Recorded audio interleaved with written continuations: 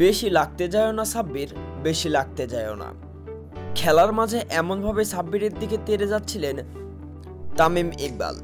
Fortune Barishal এবং ঢাকা ক্যাপিটালসের মধ্যকার ম্যাচে ফরচুন বরিশালের ইনিংসের নবম ওভারের ২য় নম্বর বলের ঘটনা। তামিম ইকবাল তিনি চতুরাঙ্গা ডিসিলভার বলটিকে ডাউন দ্য উইকেটে এসে সজোরে হাঁকান।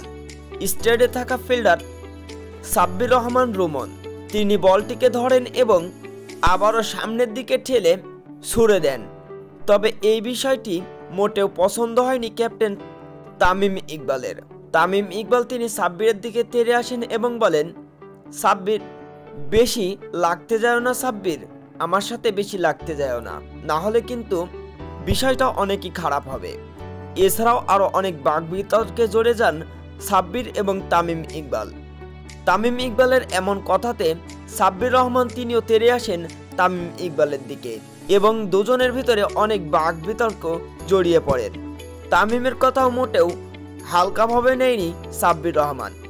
তামিমের দিকে তেড়ে আসেন সাব্বির, যার এক পর্যায়ে ঢাকা ক্যাপিটালসের ক্যাপ্টেন থিসারা পেরেরা অবশ্য সাব্বির রহমানকে সেখান থেকে সরিয়ে নিয়ে যায় এবং সাব্বির রহমান যেখানে ফিল্ডিং করছিলেন সেখানে আবার পাঠিয়ে দেন।